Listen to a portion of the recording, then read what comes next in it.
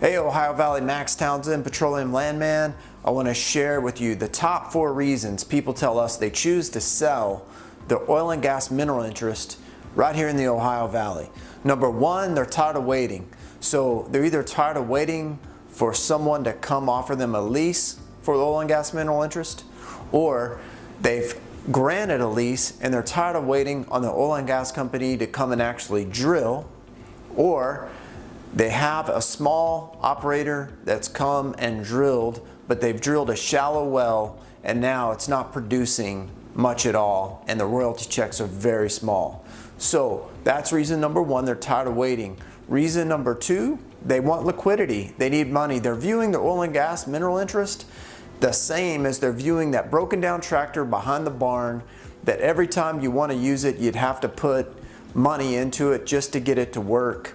And so it's no longer worth it. It's just sitting there taking up space and not actually doing its job. It's not producing money and opportunity.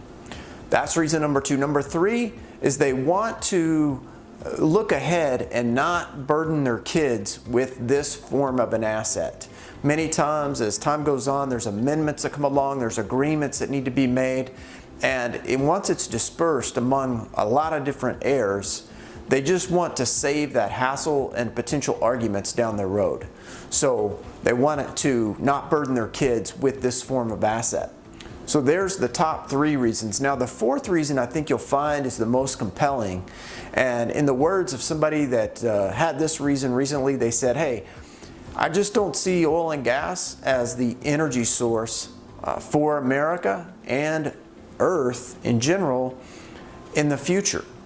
And it's true, as you look at history, everything has a cycle. And even in the early 1900s, we transitioned from horse and buggy to the Model T. So he believed we were at that point now where we could be approaching the end of a cycle. And that's the thing about cycles. When you wait too long, you completely miss it and there's no market. So he believed he wanted to take advantage of the market where it is today, because potentially tomorrow there would be no market. There would be no buyers for his oil and gas interest. And there would be no one that wanted to explore his oil and gas interest. And in his view, solar energy was going to be the player. There's a lot of alternative energy sources out there: solar, wind, nuclear, geothermal, kinetic, a lot of different ways it could go. I don't think the enemy of oil and gas is necessarily any of those things, but I think the enemy of oil and gas is the same enemy of the horse and buggy, and that is the advancement of technology, specifically the exponential advancement of technology. It's the same reason you have a powerful computer in your back pocket they call a smartphone that has the, over 1,000 times the power of the supercomputers that took up rooms to send the man to the moon in the 60s. It's being applied today to all those alternative energy sources. And by the way, don't worry about the oil and gas companies. They'll be fine. They're not going to go out of business. They'll probably gobble up some of those companies. But will they care about your oil and gas interest? That remains to be seen, right? And I think a lot of that will become geographically based. So if you're in an area that's near a exportation port, maybe, right? And there'll always be some market for plastics and other byproducts and sources that use oil and gas.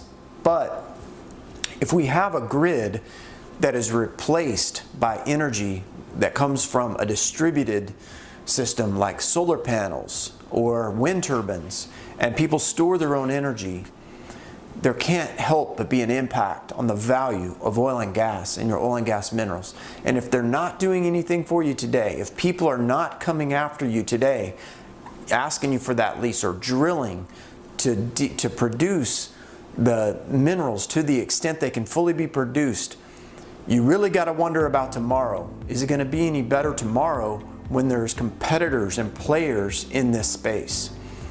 We would love to help you, just like we've helped a lot of folks in the Ohio Valley. Just click below. You can either schedule a time to discuss your situation, or you can just ask us to price your minerals. Either way, we'd be happy to help. Please reach out and don't wait till it's too late.